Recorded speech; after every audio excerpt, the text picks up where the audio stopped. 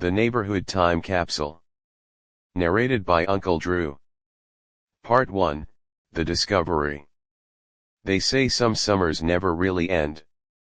They get stuck in your bones like the smell of fresh cut grass or the way your skin tingled after diving into a cold backyard pool. For me, that summer was 1994. I was 13, and it was the year we found the capsule.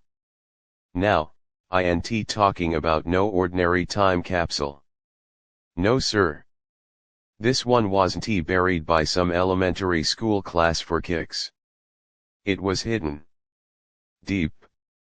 Like whoever put it there didn't want it found, not by just anybody. We were the Sycamore Six. That's what we called ourselves.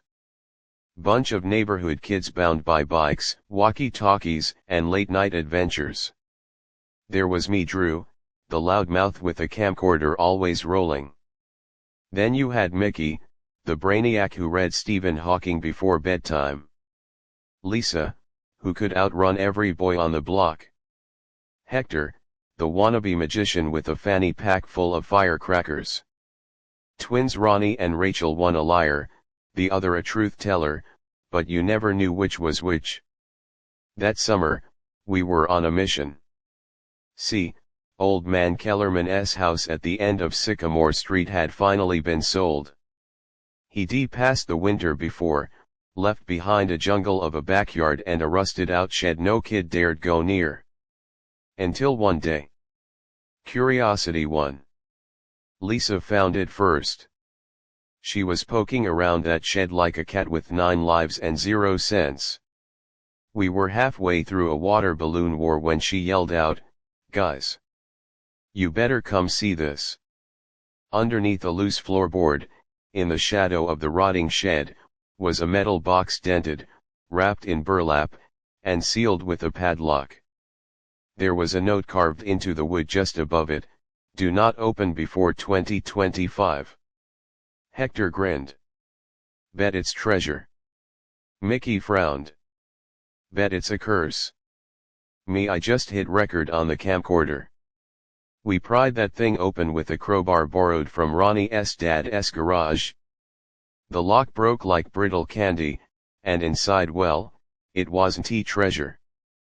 Not unless you counted yellowed paper and cassette tapes as gold. But what was inside chilled us more than anything, a list of names. Ours. Written in cursive.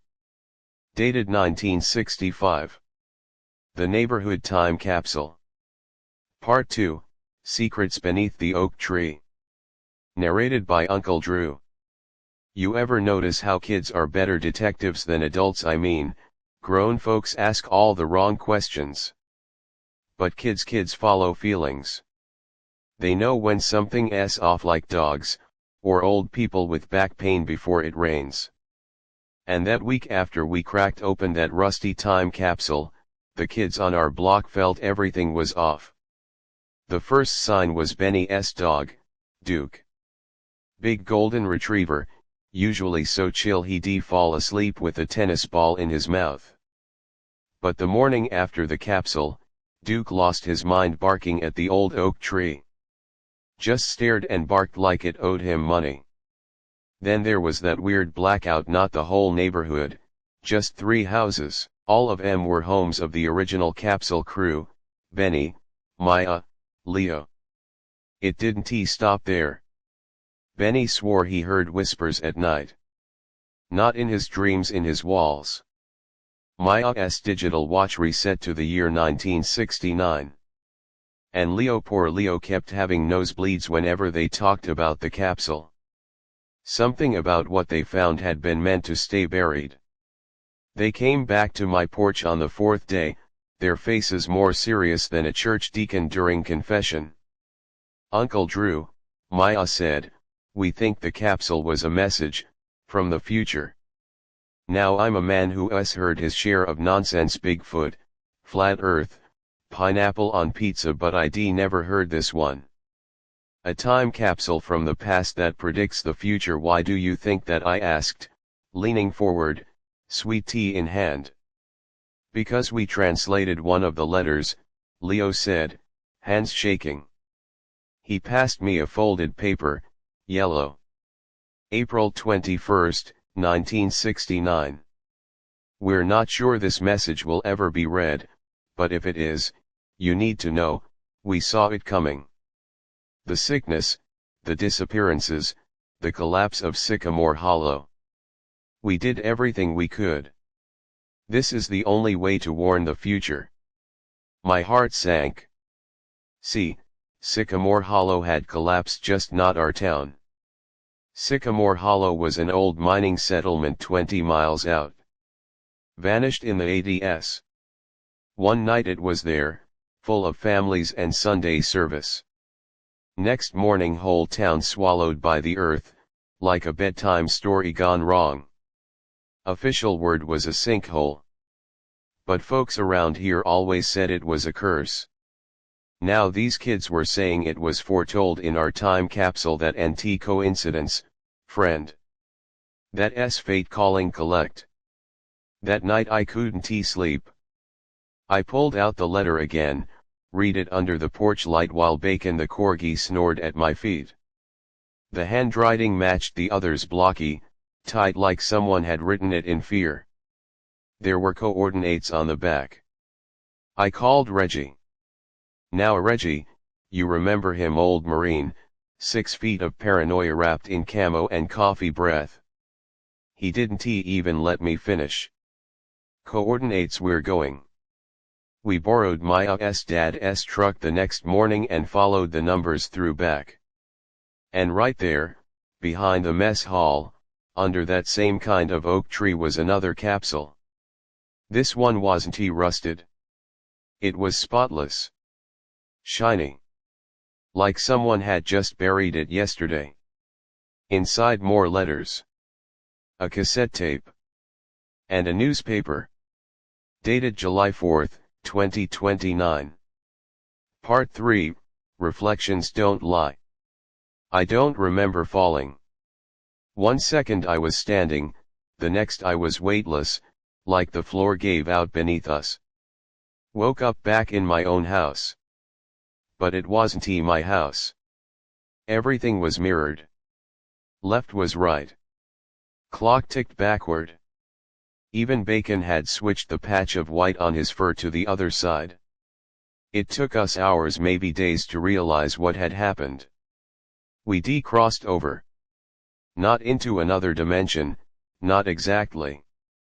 More like a reflection of our own world. A copy with the soul sucked out. No birds. No sun, just gray sky and fog that knew our names. People were there, but they weren't alive. They walked the streets, mimicked movements, but their eyes were empty. You ever seen someone smile without any muscle behind it, just a reflex? That's how they were. And in every window a mirror. Watching us. Carla found one of the fog jars.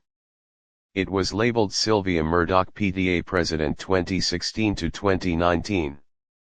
Inside was a screaming face, frozen like it had been flash fried in terror. Reggie tried smashing it. Bad move. The fog retaliated. Came alive. Coiled around his legs, pulled him halfway into the mirror before we got him out. His hands stayed ghostly white after that. Veins silver like mercury. We knew we had to find the real red door, the original. The anchor. Smash it, maybe we wake up. Or go deeper. At this point, I didn't care. I just wanted out. We headed to the lot where the house had been. It was still there, all right, but taller now. Towering. The red door pulsed with light, heartbeat loud and slow. Boom. Boom. Inside, we faced ourselves. Literal mirror versions, waiting. Watching. Mine stepped forward, leaned in, and said in my voice, "You wanted to know what your neighbors hide, Drew. Now you hide here." I punched him. Fist went through. Cold as death. Reggie screamed. Carla vanished. And me, I opened my eyes back in the real world. Porch. Sweet tea. Bacon. Just like before. But this time, something's different. Every mirror in my house is covered. Because if you look too long they smile back.